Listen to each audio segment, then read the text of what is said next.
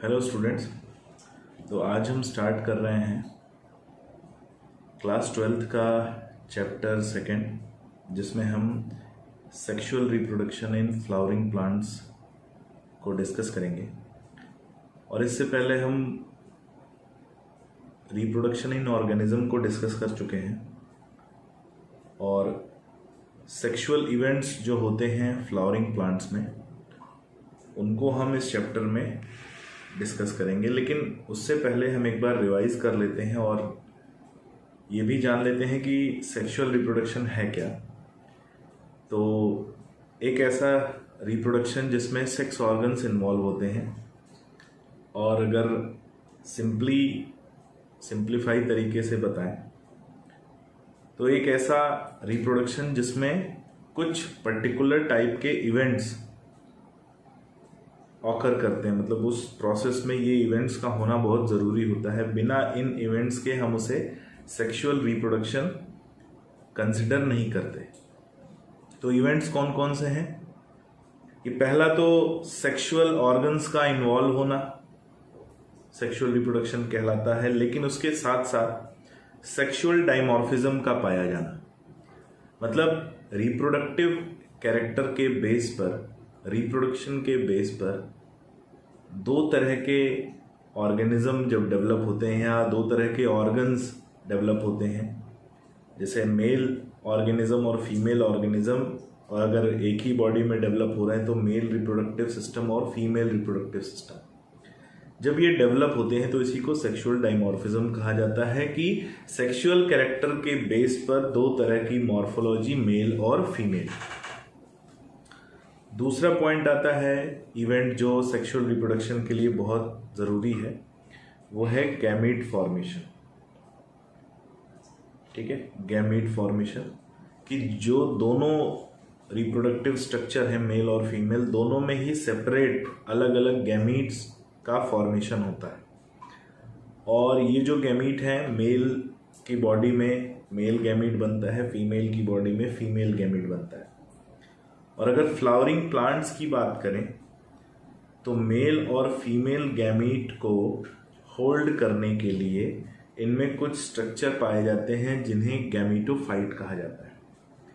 यानी गैमीटोफाइट, नाम याद रखना, गैमीटोफाइट कहा जाता है। ये वो स्ट्रक्चर होते हैं जो मेल और फीमेल गैमीट को अपने अंदर होल्ड रखते हैं। जब तक उन्हें ज़रूरत होती है तब तक वो गैमीटोफाइट में रहते हैं, फिर जब ज़रूरत होती है तब उन गैमीट को रिलीज़ कर देते हैं और वो गैमीट आगे जाके फ्यूजन परफॉर्म करते हैं। तो मेल में मेल गैमीटोफाइट पाया जाता है जिसे हम पॉलन ग्रेन कहते हैं, आगे हम उसको डिस्कस करेंगे। और फीमेल में भी फीमेल गैमीटोफाइट पाया जाता है जिसे हम एम्ब्रियो सैक कहते हैं, और उसे भी हम आगे डिस्कस करेंगे। नेक्स्ट आता है अगला इवेंट होना सेक्सुअल रिप्रोडक्शन में फर्टिलाइजेशन। फर्टिलाइजेशन या सिंगैमी, दो वर्ड इसके लिए यूज होता है, जिसमें मेल और फीमेल गैमीट का फ्यूजन पाया जाता है। मेल और फीमेल गैमीट दोनों फ्यूज करते हैं in the process of syngamy या फर्टिलाइजेशन। नेक्स्ट, जब ये फर्टिलाइजेशन कंप्लीट होता है, जाइगोट बन जाता है, तो उस जाइगोट से एम्ब्रियो डेवलप होता है और एम्ब्रियो का डेवलपमेंट कंप्लीट होता है, जिससे नई जनरेशन डेवलप होती है। और इस एम्ब्रियो के डेवलपमेंट को एम्ब्रियोजेनेसिस कहा जाता है, जिसमें एम्ब्रियो का फॉर्मेशन और डेवलपमेंट दोनों देखा जाता है।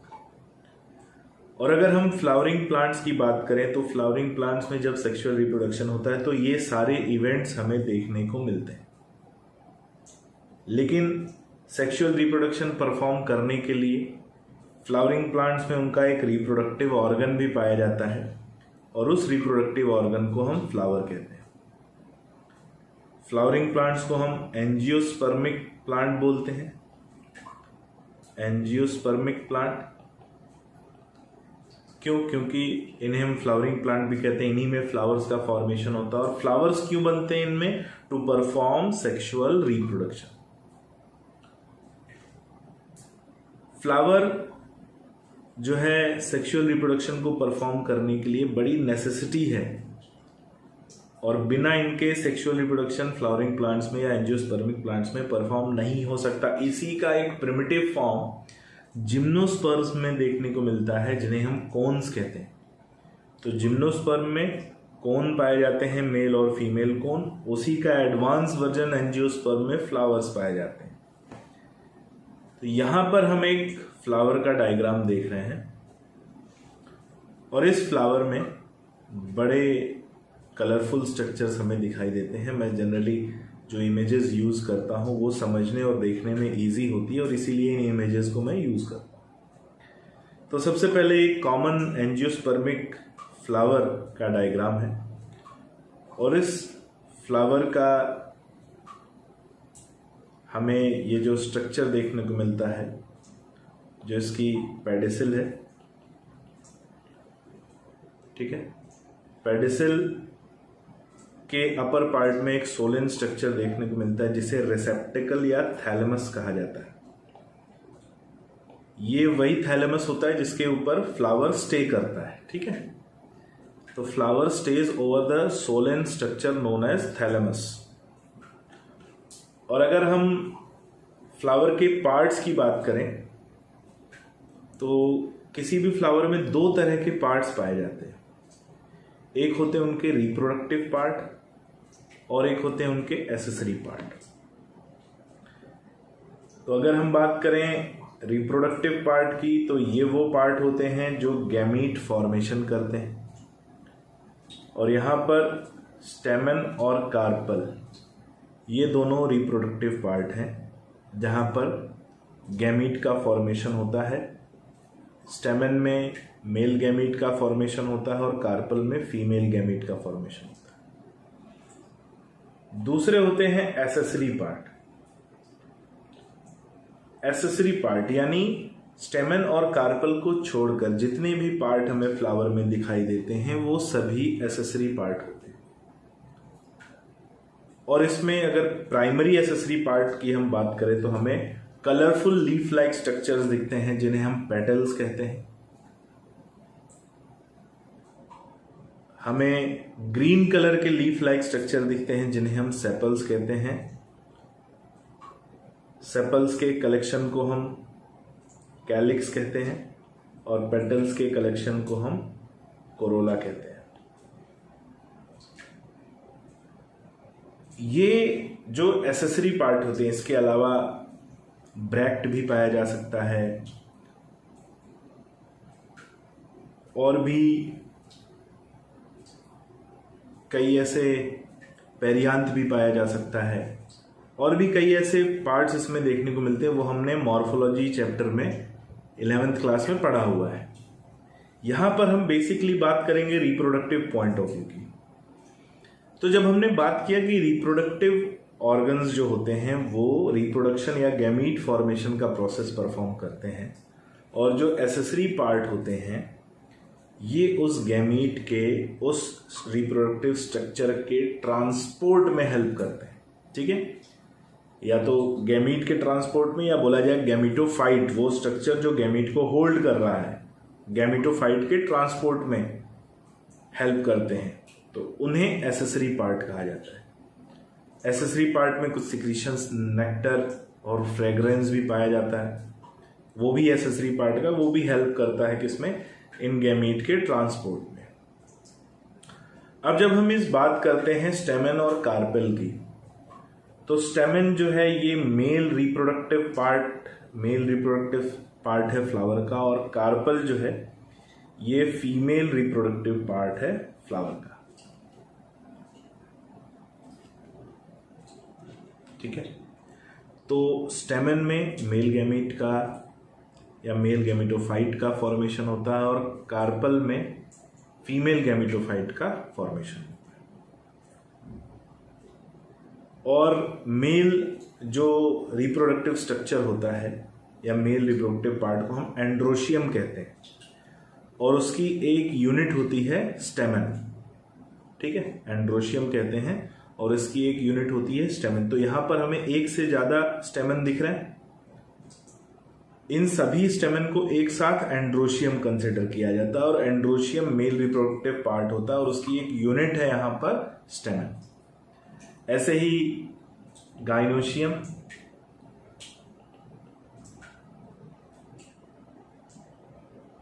एंड्रोशियम हो गया मेल रिप्रोडक्टिव पार्ट जिसकी एक यूनिट स्टेमन, गाइनोशियम हो गया फीमेल रिप्रोडक्टिव पार्ट जिसकी एक यूनिट है कार्पल या इसे पिस्टिल भी कहते हैं। और स्टेमन की बात करें तो स्टेमन में हमें 2 पार्ट दिखते हैं, एंथर और फिलामेंट, और कार्पल में हमें 3 पार्ट दिखते हैं, स्टिग्मा, स्टाइल और ओवरी। आगे इन स्ट्रक्चर्स को थोड़ा सा डिटेल में देखेंगे।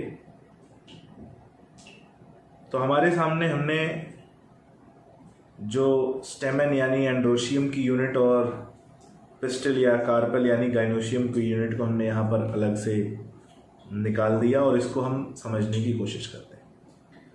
तो जो स्टेमन होता है मेल रिप्रोडक्टिव पार्ट, उसके हमें 2 स्ट्रक्चर उसमें दिखाई देते हैं, एंथर और फिलामेंट।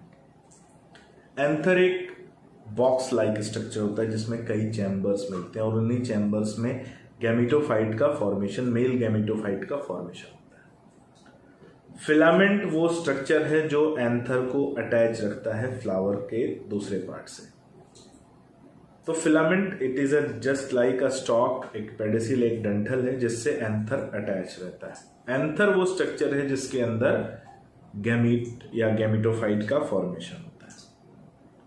आगे हम जब इस बॉक्स को खोलेंगे तो इसके अंदर ये हमें अलग अलग चैम्बर दिखेंगे जहां पर हम गैमेटोफाइट का फॉर्मेशन देखेंगे। कार्पल की बात करें तो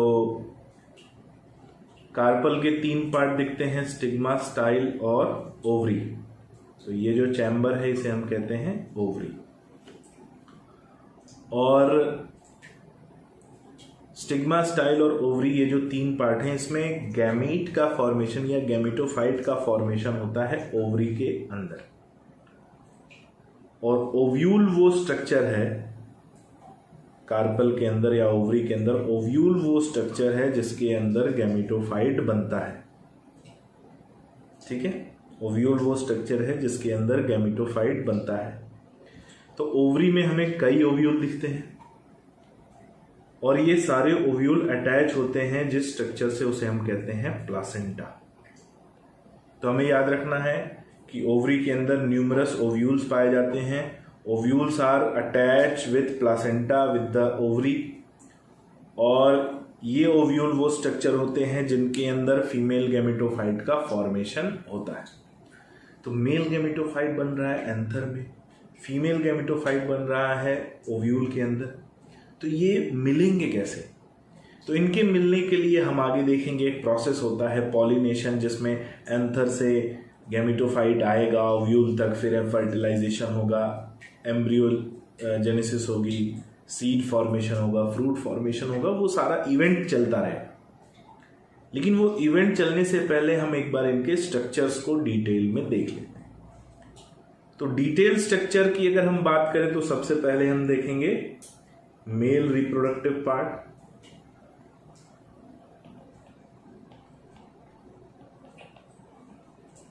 और मेल रिप्रोडक्टिव पार्ट में जब हम चलेंगे तो हमें ये एंथर दिखा। एंथर को हमने जब ट्रांसवर्स सेक्शन में कट किया तो हमें 2 लोब्स दिखाई दिए, एक लेफ्ट लोब, एक राइट लोब। तो लेफ्ट और राइट 2 लोब होते हैं और ईच लोब के अंदर 2 चैम्बर होते हैं, और इन चैम्बर को हम पॉलन सैक या पॉलन चैम्बर बोलते हैं। पॉलन सैक या पॉलन चैम्बर कहा जाता है। तो बाइलोब्ड स्ट्रक्चर हमें दिखता है और उसके अंदर 4 हमें पॉलन चैम्बर या पॉलन सैक दिखाई देते हैं। साथ ही ये नीचे फिलामेंट से अटैच होता है एक पर्टिकुलर पॉइंट पर, और उस पॉइंट को हम स्टोमियम कहते हैं। आगे अगर हम इस जो पॉलन सैक का ट्रांसवर्स सेक्शन है इसको हम डिटेल में अगर बड़ा करके देखें तो हमें कुछ ऐसा स्ट्रक्चर दिखाई देता है।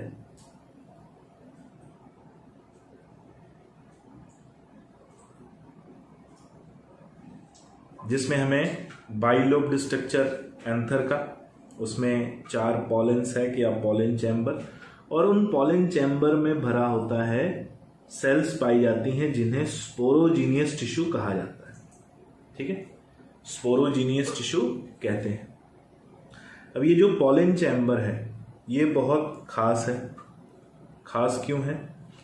क्योंकि it is covered by 4 layers of cells. ये सेल्स की 4 लेयर्स से कवर्ड होता है। ठीक है, इंपॉर्टेंट है, याद रखना। सेल्स की 4 लेयर्स से ये पॉलन चैम्बर कवर होता है। कौन कौन सी लेयर? सबसे बाहर की layer epidermis, outer most layer. उसके बाद सेकेंड लेयर जो हमें मिलती है एंडोथीशियम, नाम याद रखना, एंडोथीशियम। उसके बाद मिडिल लेयर हमें मिलती है थर्ड लेयर, और सबसे अंदर की हमें लेयर मिलती है वो है टेप्टम।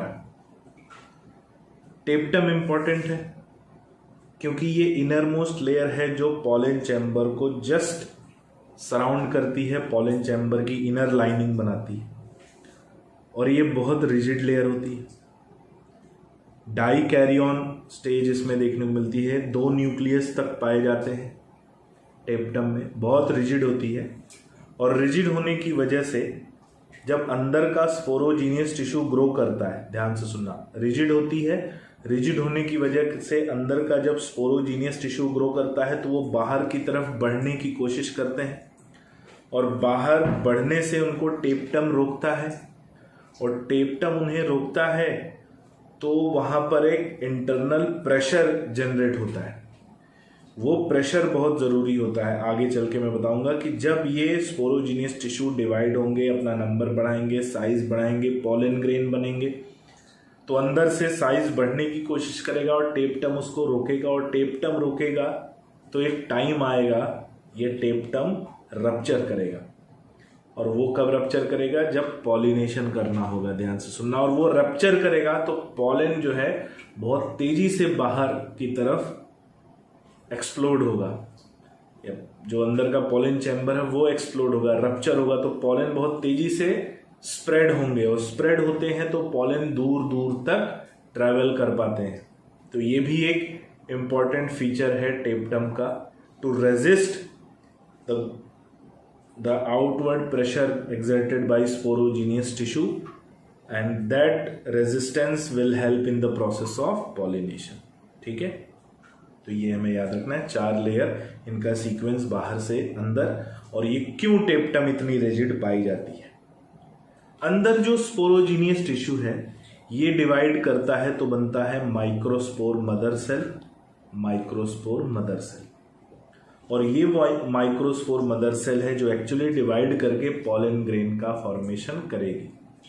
तो इस नाम को याद रखिए, माइक्रोस्पोर मदर सेल, जो हमें देखने को मिलता है। यहाँ पर जो दूसरा डायग्राम है ये दिखा रहा है कि वॉल ऑफ एंथर जो है रप्चर कर चुकी है, पॉलन ग्रेन का फॉर्मेशन हो चुका है, और जब वो प्रेशर रिलीज होता है तो वो पॉलन ग्रेन वहां से बाहर की तरफ निकलते हैं और पॉलिनेशन के प्रोसेस को परफॉर्म करने के लिए आगे प्रोसीड होते हैं। तो यहां तक ये जो स्ट्रक्चर हमने देखा, जिसमें स्टेमन का स्ट्रक्चर, स्टेमन के अंदर जो पॉलन चैम्बर है या पॉलन सैक कह रहा है उसका स्ट्रक्चर, उसकी मेम्ब्रेन, क्यों ये मेम्ब्रेन ऐसी पाई जाती है, क्या खास बात होती है और किस प्रोसेस में हेल्प करती है। फिर अंदर जो स्पोरोजीनियस टिश्यू पाए जाते हैं वो डिवाइड करके माइक्रोस्पोर मदर सेल की यूनिट बनती है, माइक्रोस्पोर मदर सेल। फिर माइक्रोस्पोर मदर सेल डिवाइड करके पॉलन ग्रेन और माइक्रोस्पोर, जिसे हम माइक्रोस्पोर कहेंगे, पॉलन ग्रेन बनाएगा, मेल गैमेटोफाइट कहेंगे, उसके अंदर हमें गैमेट्स मिलेंगे। तो नेक्स्ट अब इसके आगे हमारा मेल गैमीट के फॉर्मेशन का प्रोसेस आता है जिसे हम कहते हैं माइक्रोस्पोरोजेनेसिस। क्या कहते हैं? Microsporogenesis, the process of formation of male gametophyte. तो वो हम बच्चों देखेंगे अपने नेक्स्ट वीडियो में। अभी इस वीडियो में इंट्रोडक्शन में बस इतना ही।